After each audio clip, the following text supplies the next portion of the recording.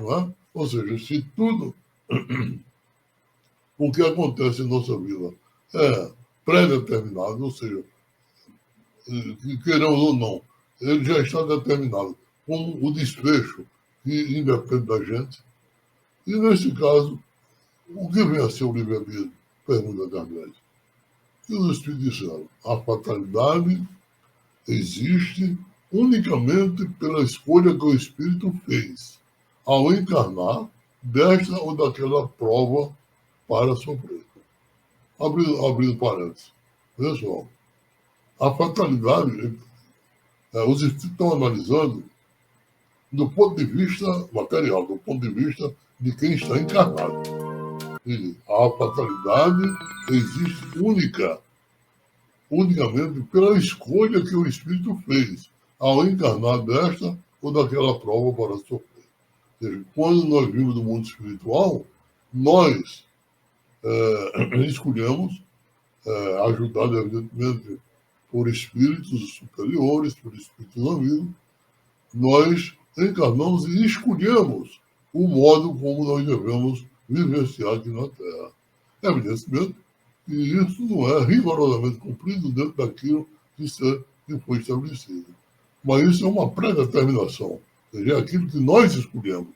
O pré-determinismo não é imposto na natureza, mas é imposto por uma vontade, pelo exercício do livre-arbítrio que nós, como espírito, exercitamos. Fecha o parênteses. Continuando a resposta dos espíritos. Aí eu vou repetir. A fatalidade existe unicamente pela escolha que o espírito fez ao encarnar desta ou daquela prova para sofrer. Escolhendo a prova, instituiu para si uma espécie de destino, que é a consequência mesma da posição em que vem a achar-se colocado. Está bastante claro, não é? Eles disseram. Falo das provas físicas, pois, pelo que toca às provas morais e às tentações, o espírito, conservando o livre-arbítrio quanto ao bem e ao mal, é sempre senhor de ceder ou de resistir ao vento pratear.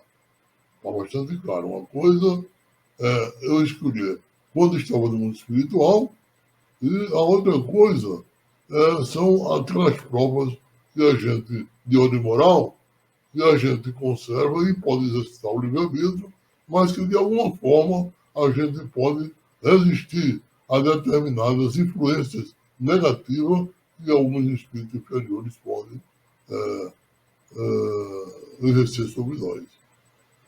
E os espíritos continuam. Ao vê-lo fraquear, um bom espírito pode vir-lhe em auxílio, mas não pode influir sobre ele de maneira a dominar a vontade.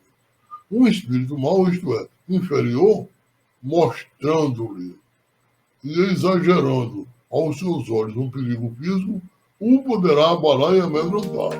Nem por isso, entretanto, a vontade do espírito encarnado deixa de se conservar livre de qualquer perigo.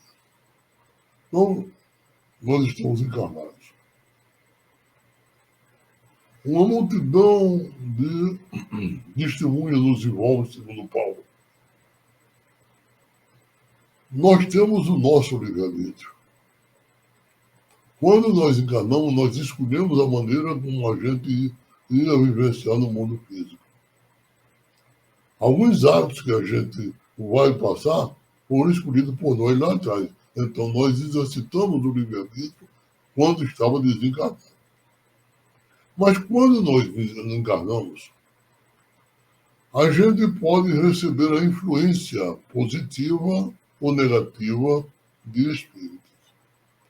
Se o espírito é superior, se o espírito é um espírito bom, ele nos intui sempre na direção de a gente cumprir com aquilo que nós nos prometemos a seguir. Ou seja, sempre nos ajuda a exercitar livremente o livre-arbítrio para escolher aquilo que livremente nós escolhemos. Mas se é um espírito mau é um espírito mau. ele influencia sempre negativamente. Mas a gente tem, entre aspas, como se tivesse sendo influenciado.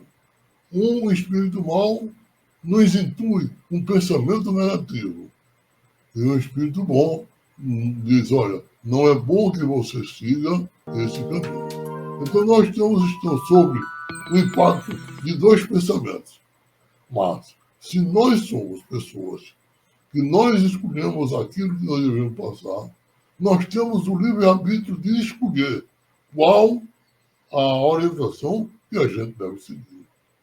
Se a gente aceita seguir as orientações do Espírito Bom, a gente vai cumprir com aquilo que a gente escolheu para passar quando encarnado.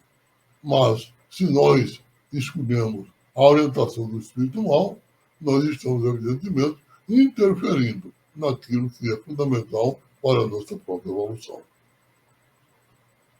Vamos, então, ler aqui a questão 852. E como a gente está um pouco avançado, eu vou ler essa questão e a gente deixa para complementar esse estudo na próxima terça-feira. Na questão 852, Kardec perguntou: